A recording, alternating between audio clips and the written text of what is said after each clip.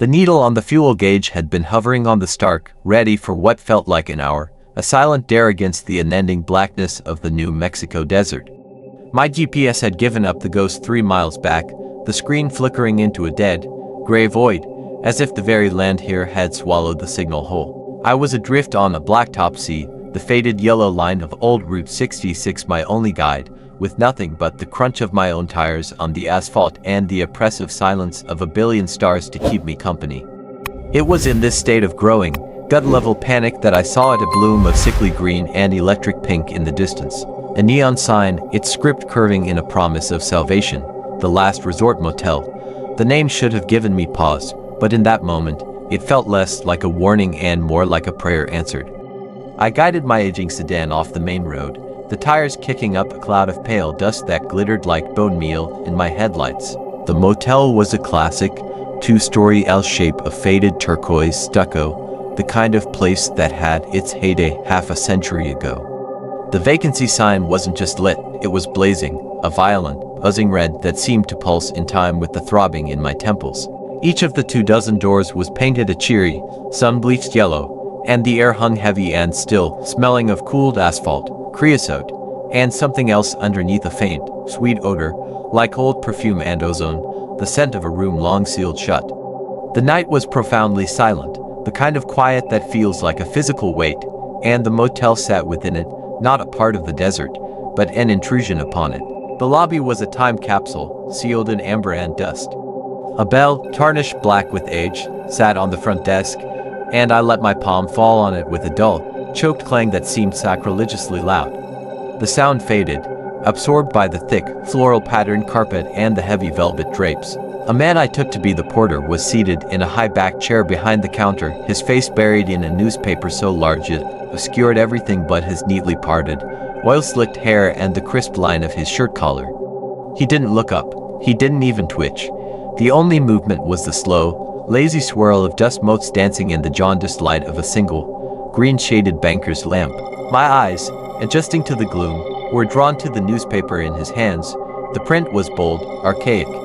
My brain, sluggish with fatigue, slowly pieced the headline together.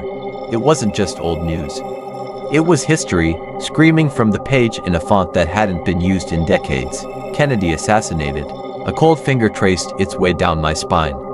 This wasn't a bit of retro kitsch, this felt devotional. I cleared my throat, the sound raspy and alien. "Excuse me. I need a room for the night." The man remained a statue, his entire world contained within that rectangle of tragic, yellowed paper.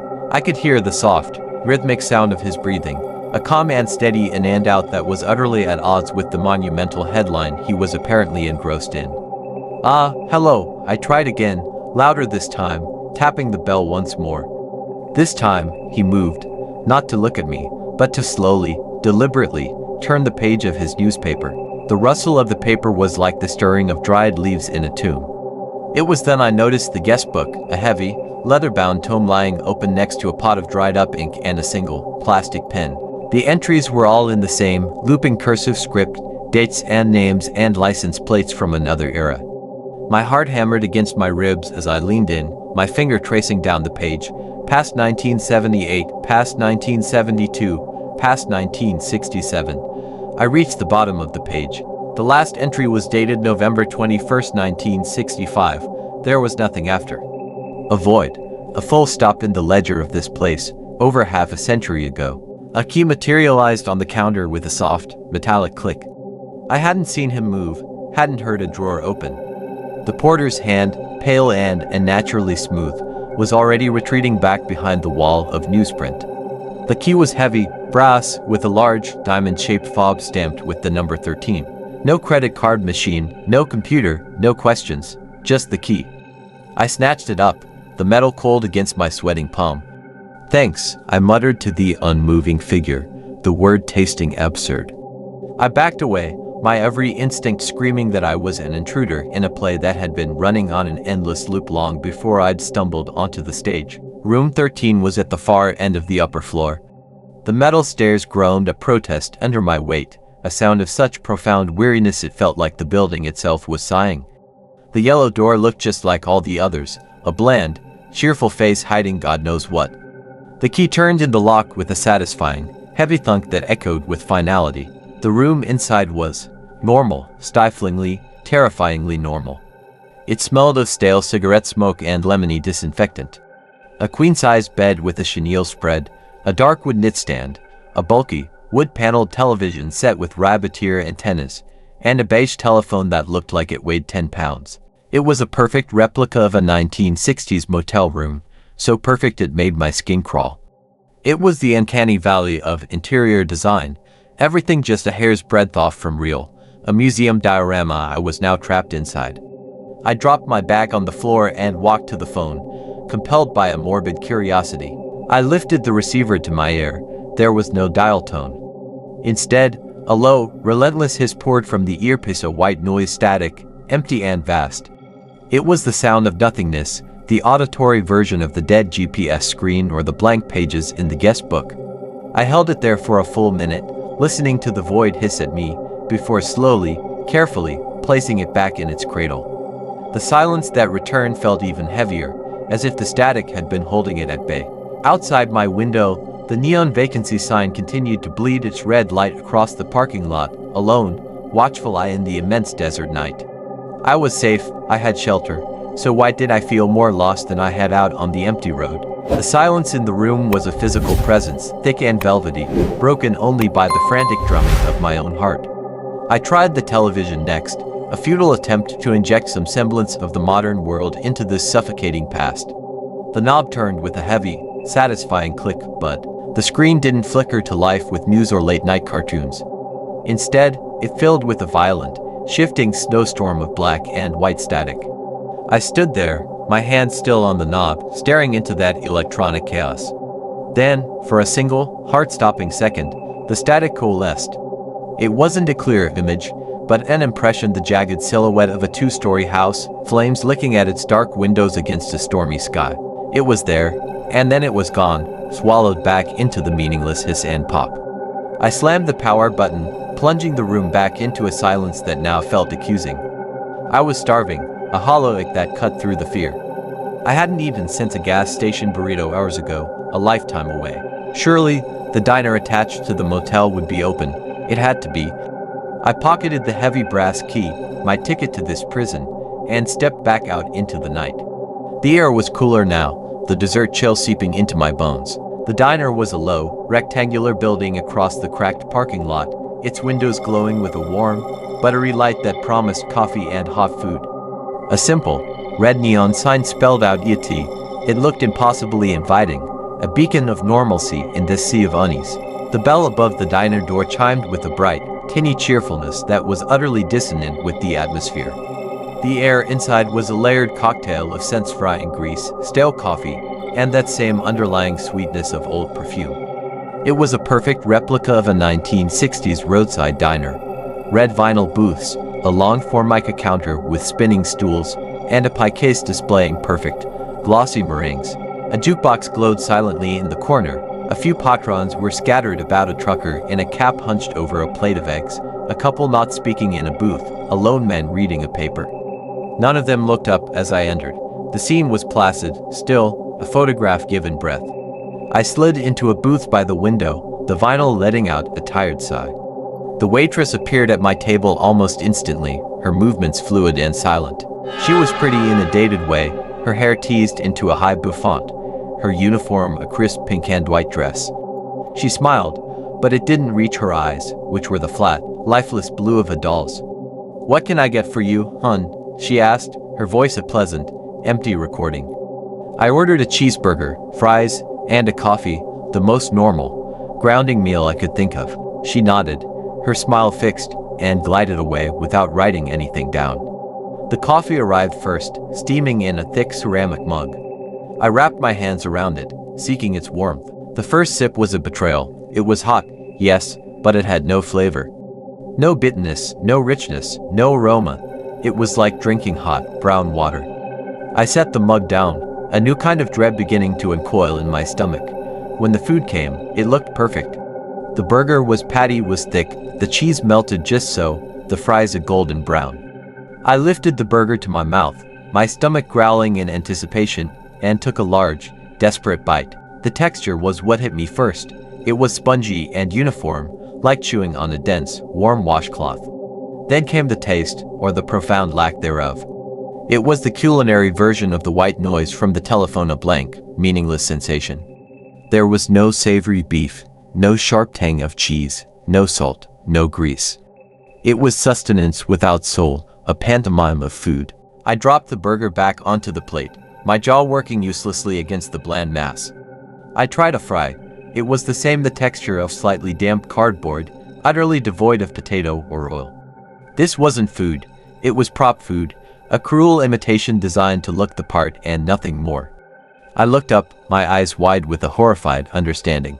The trucker at the counter was methodically sawing his knife through a stack of pancakes, bringing the fork to his mouth, chewing the same empty motions over and over. The couple in the booth were just sitting, staring at their full plates, their expressions placid and vacant. No one was actually eating. They were performing the act of eating, trapped in a loop of meaningless ritual. The waitress stood by the pie case, her smiling face turned towards the kitchen, not moving a muscle. The scene was no longer placid, it was grotesque. A diorama of life, played out by mannequins who didn't know the show was over. I fumbled in my pocket, threw a $5 bill onto the table, a modern rectangle of green in this world of silver, and stumbled out of the diner. The bell chimed behind me, a sound that now felt like a mockery. Back in my room, I gripped the sides of the sink in the small, tiled bathroom, staring at my pale, wide-eyed reflection in the mirror. The face looking back was mine, but in this place, I couldn't be sure of anything. I splashed water on my face, the liquid shockingly cold and real. It was the only authentic sensation I'd experienced since arriving. I had to get out, now. I grabbed my car keys, my decision made. I would drive out into the desert, sleep in my car, face the coyotes and the cold rather than spend another minute in this suffocating parody of sanctuary.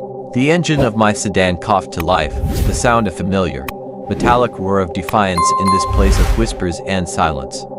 I slammed the gear shift into drive and peeled out of the parking lot, the tires spitting gravel against the turquoise stucco in my frantic wake. In my rearview mirror, the neon vacancy sign shrank, its bloody red glow becoming a single, watchful eye in the immense darkness. Good. Let it watch me leave.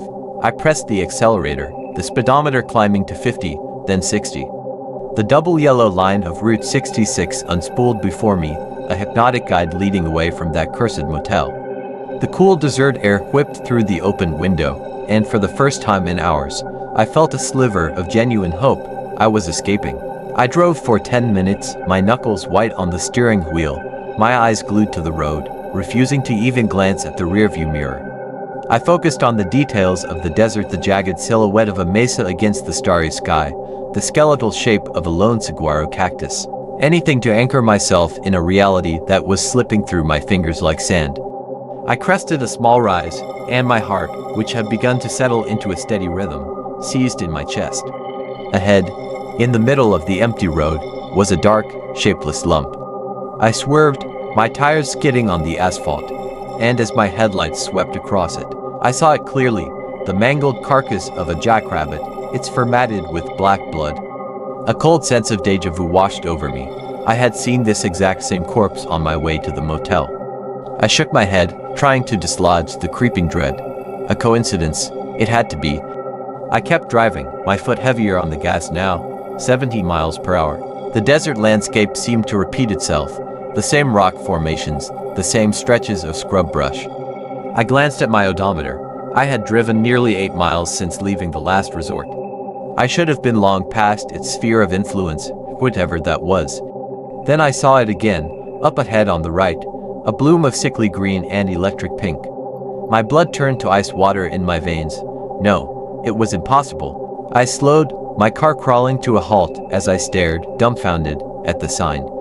The Last Resort Motel. The vacancy light buzzed its violent red welcome. I was back. I had driven in a straight line for nearly 10 minutes and ended up exactly where I started. A scream, raw and guttural, built in my throat, but I choked it down. Panic was a luxury I couldn't afford. There had to be a logical explanation. A fork in the road I'd missed, a trick of the light. I threw the car into reverse, did a clumsy, three-point turn right there on the blacktop, and sped off in the opposite direction, back the way I had originally come. This time I drove like a man possessed, my eyes scanning every inch of the roadside for a turnoff, a different path, anything. The desert was a black, featureless void outside my trembling cone of headlights. 5 minutes passed, 10. My odometer ticked off the miles. Hope, a stubborn weed, began to push through the concrete of my fear. Maybe the first attempt had been a fluke. Maybe I was free. And then I saw the jackrabbit. The same one, in the same spot in the road. I didn't swerve this time. I drove straight over it, feeling a soft, sickening crunch under my tires. It was a vile act, born of pure, unadulterated terror. I pushed the car faster, 80 now, the engine screaming in protest. I crested the same small rise, and there it was, waiting for me like a spider at the center of its web. The neon sign, the turquoise stucco, the glowing diner. I slammed on the brakes, the car skidding to a stop sideways in the middle of the road, directly facing the motel. I was back. Again. This time, I didn't drive into the lot. I just sat there, the engine idling roughly, and watched.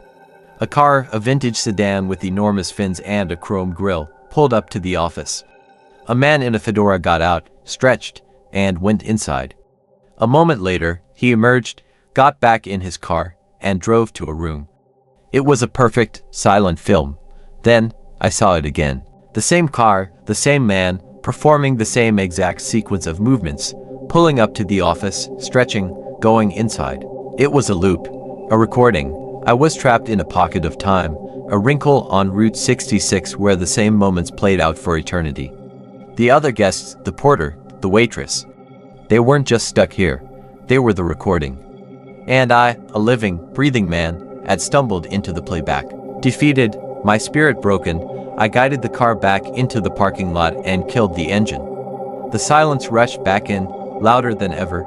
I had nowhere else to go. As I trudged back up the groaning metal stairs to room 13, I noticed something I hadn't before. A faint, shimmering quality to the air at the edge of the property, a heat haze distortion that hung motionless in the cool night. It was a barrier. I was inside a snow globe, and some malevolent god had just given it a shake.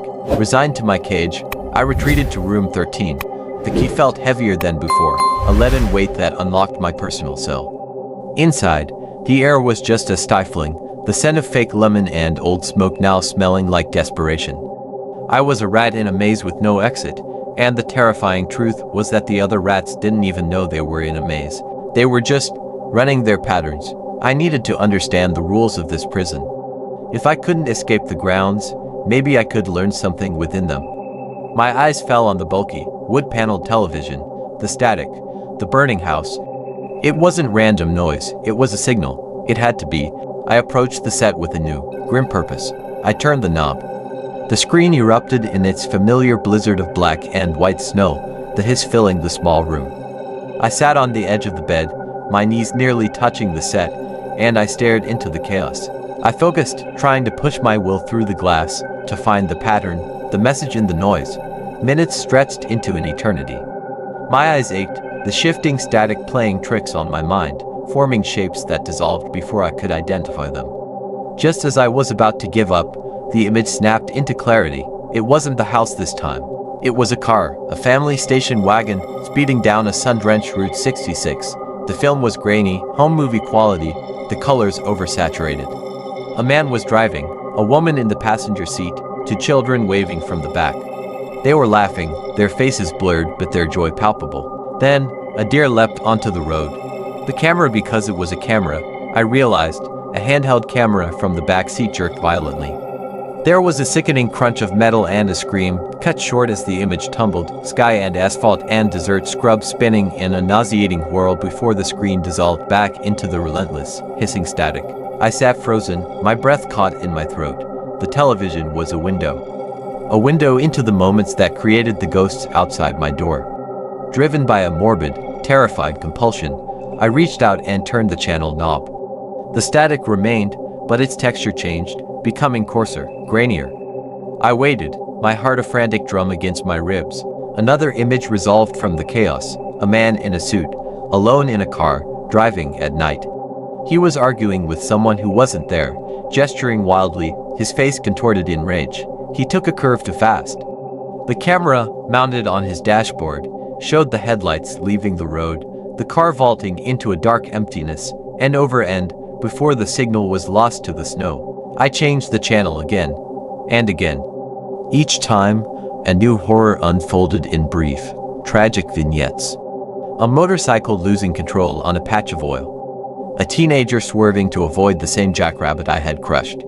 A family station wagon, different from the first, its brakes failing on a steep descent. The burning house from my first night appeared again, this time from the beginning a faulty space heater, a Christmas tree catching fire, the frantic, hopeless struggle to escape.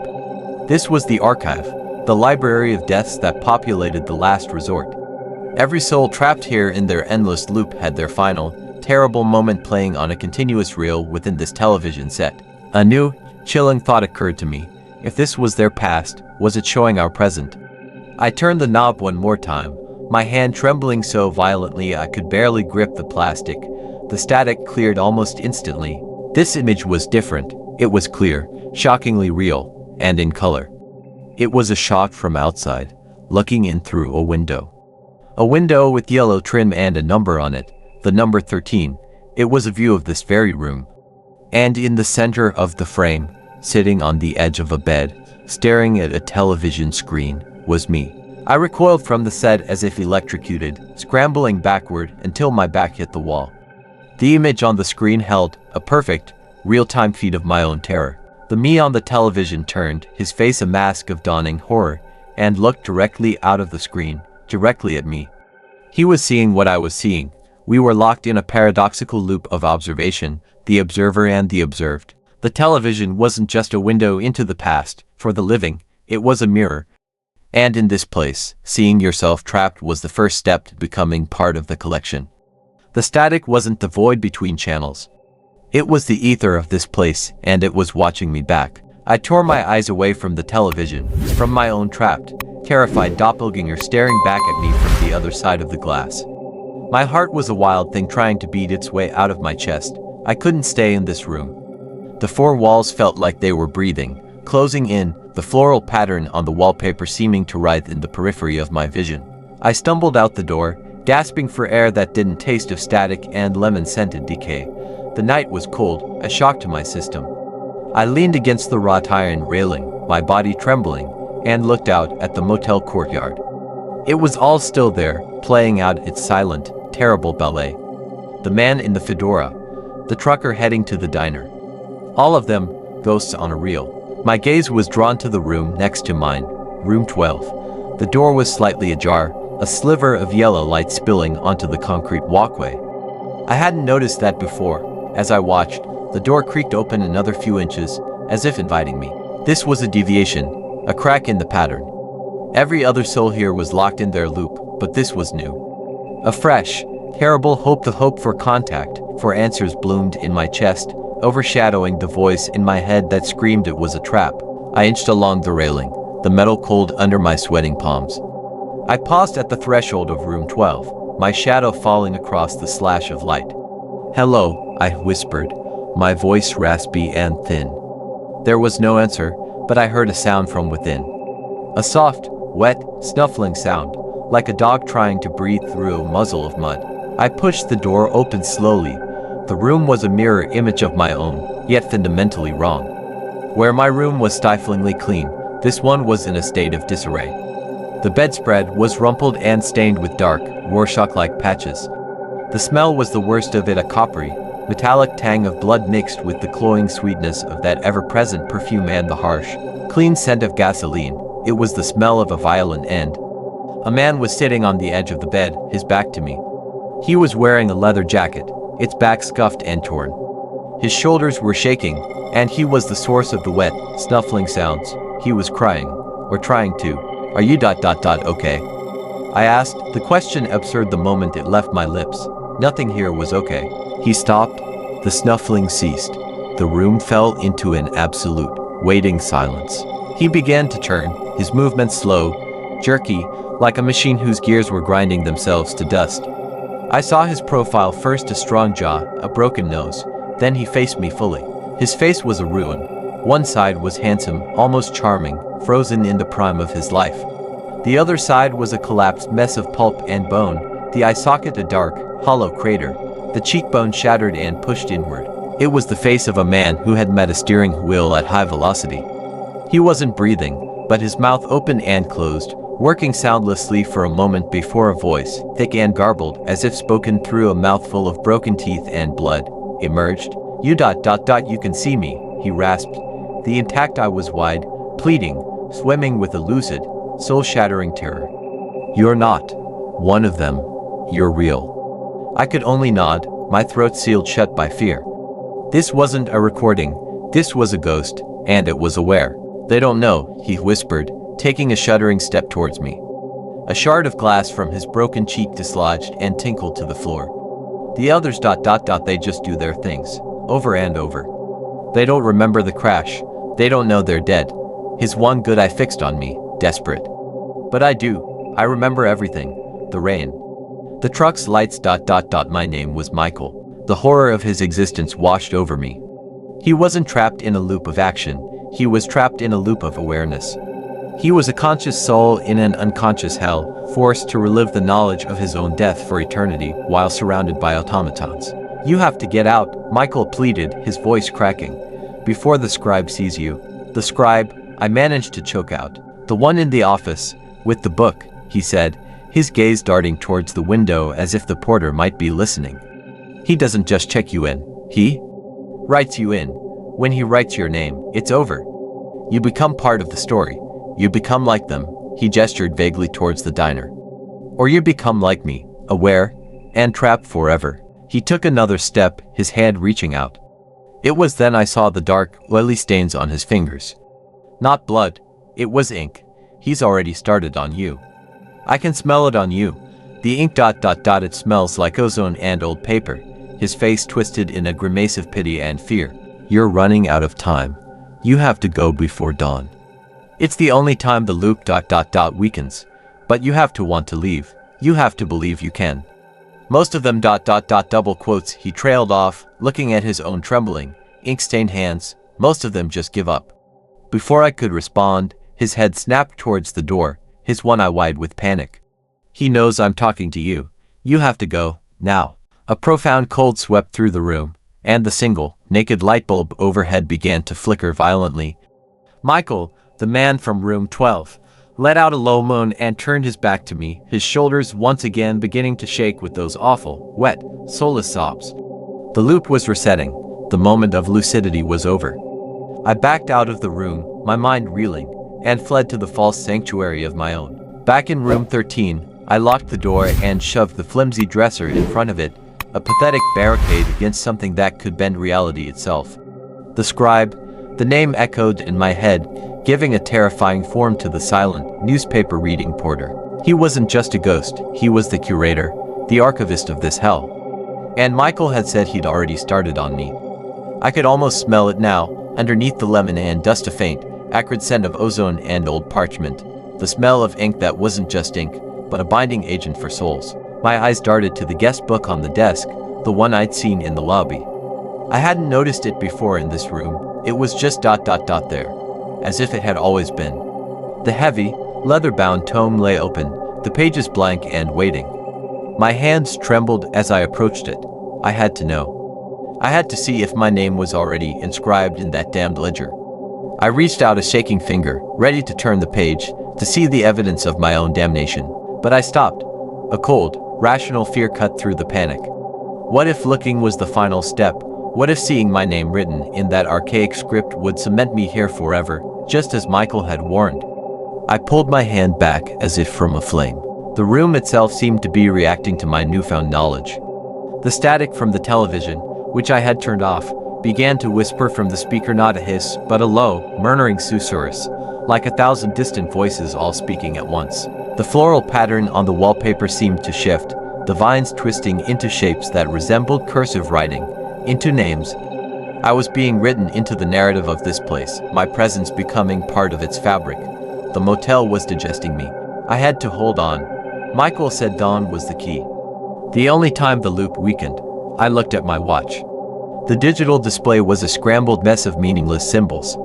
Time had no meaning here, but my own body, my own circadian rhythm, was the only clock I could trust. I could feel the deep, cellular weariness that comes in the small hours of the night. I had to stay awake. I had to be ready. I sat on the bed, my back against the headboard, and stared at the door, listening. The sounds of the motel changed. The loops were becoming less distinct, more dreamlike.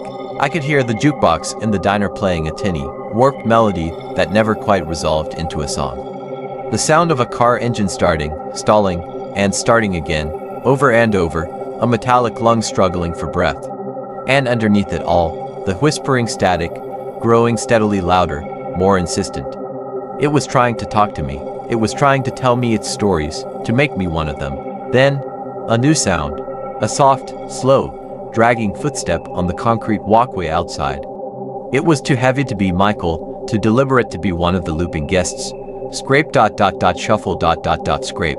It was coming from the direction of the office. It stopped outside my door. I held my breath, my entire body rigid. The doorknob to room 13 didn't jiggle. Instead, I heard a different sound, one that froze the very marrow in my bones. The soft, precise scratch of a nib on paper. It was right outside. He was out there, the scribe. And he was writing. The scratching went on for an eternity, a slow, meticulous sound that carved itself directly into my psyche. I pictured him, not looking at the door, but down at his book, his face placid, his hand moving with the steady, unhurried certainty of a force of nature. He was adding a detail to my entry, a footnote on my terror. After a few minutes, the scratching stopped. The dragging footsteps began again, moving away this time, back towards the office. Scrape ... shuffle ... scrape. I let out a breath I didn't realize I'd been holding, a sob of sheer relief. It was short-lived. As the sound of his footsteps faded, I looked at the door. Something was different. A faint, black smear was now visible on the pale yellow paint of the doorframe, right at eye level. It was a smudge of wet, oily ink. He hadn't been writing in a book. He had been writing on the door, on my cell, marking it as his. The barrier wasn't just at the edge of the property anymore, it was right here. I was in the process of being catalogued, and the final entry was nearing its completion. The first, faint hint of gray was beginning to bleed into the blackness outside the window. Dawn was coming. It was my only chance. It was now or never. The gray light of pre-dawn was a liar. It didn't bring hope, only a cold, clinical clarity to my nightmare.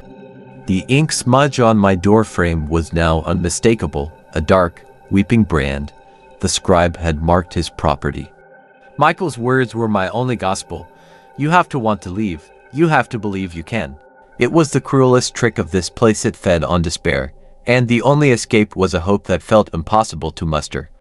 I took a deep, shuddering breath, pushing the terror down into a hard, cold knot in my stomach. I would believe. I had to. I shoved the dresser away from the door, the legs screeching in protest against the linoleum. I didn't look at the guest book. I didn't glance at the whispering television. My entire world narrowed to the key in my hand and the door. I stepped out into the chill. The motel was different. The looping scenes had degraded into faint, shimmering after images. The man in the fedora was a translucent phantom, halfway through his stretch. The sounds of the diner were a distant, muffled echo. The barrier at the edge of the lot, that shimmering wall of distortion, was still there, but it pulsed weakly, like a dying heart. The loop was at its most fragile. This was my window. I sprinted down the stairs, taking them two at a time, and threw myself into my car.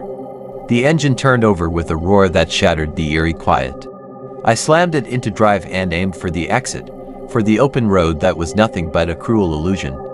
I pressed the accelerator to the floor, not in blind panic this time, but with a focused, desperate determination. I believe I can leave. I believe this is real. The tires hit the shimmering barrier. Instead of the seamless, disorienting transition back to the motel entrance, the world resisted. A deafening static scream filled the car, and the view through the windshield fractured like a broken mirror, showing a dozen overlapping images. The desert road, the motel sign, the burning house, Michael's ruined face. The car shuddered, metal groaning in agony, as if I were trying to drive through a wall of solid glass. No, I screamed, my voice raw, my hands gripping the wheel until my knuckles were white. I focused every ounce of my will, Every memory of my life before this place, the taste of real coffee, the feel of sun on my skin, the sound of a human voice that wasn't a recording. I poured it all into a single, silent shout. I am leaving. There was a sound like a universe sighing. The fracturing reality outside the windshield snapped back into a single, coherent image. The road. The empty, beautiful, sun-bleached road of Route 66, stretching out before me into the rising dawn. The motel was in my rearview mirror, shrinking, its neon signs dark for the first time. I was out. I had broken the loop.